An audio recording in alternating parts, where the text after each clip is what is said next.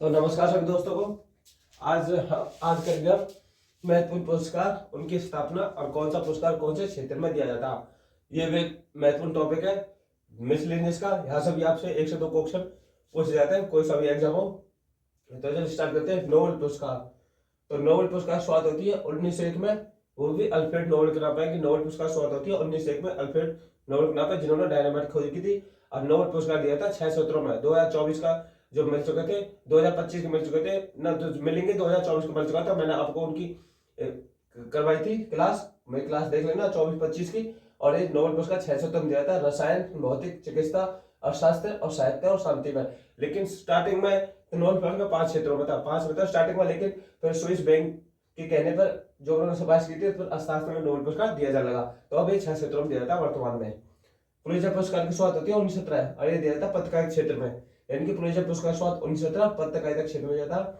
मान बुकर पुरस्कार, इसकी स्थापना होती है 1969 में। यानी कि मान बुकर पुरस्कार की स्थापना 1969, ये साहित्य क्षेत्र में था। 2025 में था बानू मुश्ताक को, हार्टलैंड के लिए बानू मुश्ताक विजेता इसकी। ऑस्कर पुरस्कार शुरुआत होती है 1929 में। तो ऑस्कर की शुरुआत 1929 में फिल्म के क्षेत्र में दिया था। सबसे बड़ा पुरस्कार है फिल्मों का ये। और अभी जो 2025 की जो ऑस्कर मिला था, वो मिला था अनोरा फिल्म को। अनोरा फिल्म को दिया गया था 2025 का। मैग्सेसे पुरस्कार शुरुआत 1957। तो मैग्सेसे पुरस्कार शुरुआत 1957, ये समाज सेवा पत्रकारिता क्षेत्र में। जो मैग्सेसे पुरस्कार होते थे 1957, ये समाज सेवा पत्रकारिता क्षेत्र में दिया था। इसे एशिया का नोबेल पुरस्कार कहते हैं, मैग्सेसे पुरस्कार को। कलिंग पुरस्कार इसकी स्थापना थे 1952 और ये विज्ञान क्षेत्र में देता है। इसको देती है ओडिशा सरकार। आपसे पूछे कि कौन से पुरस्कार को ओडिशा सरकार देती है। कलिंग पुरस्कार को 1952 स्थापना होती है विज्ञान क्षेत्र में। ग्रैमी पुरस्कार की स्थापना होती है 1958 और ये दिया था संगीत क्षेत्र में। यानी कि ग्रैमी पुरस्कार शुरुआत 1958 संगीत के क्षेत्र में। गांधी शांति पुरस्कार की शुरुआत होती है 1995 में और ये शांति के क्षेत्र में दिया जाता है, शांति और सद्भाव के क्षेत्र में देते हैं। गांधी शांति पुरस्कार 1995 में। टैगोर पुरस्कार की स्थापना होती है 2011 और ये साहित्य क्षेत्र में रहता है। क्योंकि पहले भारतीय जो नोबेल पुरस्कार साहित्य को रविन्द्रनाथ टैगोर थे, तो उनके नाम पे 2011 में स्टार्टिंग किया है और साहित्य क्षेत्र में। भारत रत्न आपको सब पता 1954 में स्टार्टिंग किया था। भारत रत्न हो या पद्म भूषण हो, पद्म विभूषण हो या पद्मश्री हो, ये सारे पुरस्कार 1954 शुरू होते और ये कला, साहित्य, खेल वगैरह सब है ना आदि में दिए जाते हैं। ज्ञानपीठ पुरस्कार शुरुआत 1965 में थी और साहित्य में रहता। पहले विजेता जी शंकर कुरुप को दिया गया था मलयालम भाषा के लिए। ज्ञान पुरस्कार पहले भारतीय हुए थे 1965 साहित्य क्षेत्र में। सरस्वती पुरस्कार शुरुआत 1951, ये भी साहित्य क्षेत्र में। तो सरस्वती पुरस्कार 1951 साहित्य क्षेत्र में। व्यास सम्मान शुरुआत होती है 1951 में, ये भी साहित्य क्षेत्र में दिया जाता है। मूर्ति देवी पुरस्कार, इसकी स्थापना 1983 में, ये भी साहित्य क्षेत्र में दिया जाता है।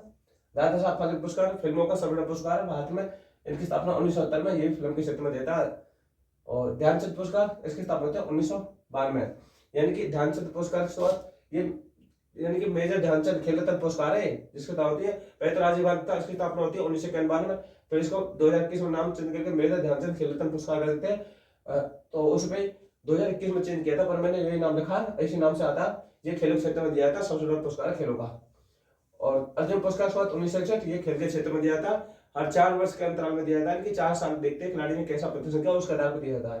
2004 पुरस्कार की स्थापना 1985, ये कोचों को दिया जाता है, जो कोच होते हैं उनको दिया था 2004 पुरस्कार 1985 में। ये महत्वपूर्ण पुरस्कार है जिनकी आपको कई बार सतापना पूछ लेता या पूछा कि कौन सा पुरस्कार कौन से क्षेत्र में दिया था। तो ये क्लास आपके लिए इंपॉर्टेंट है और आने वाले एग्जाम के लिए लाभदायक है। बाकी क्लास आपको अच्छी लगी तो चैनल को सब्सक्राइब और लाइक जरूर करना। जय हिंद।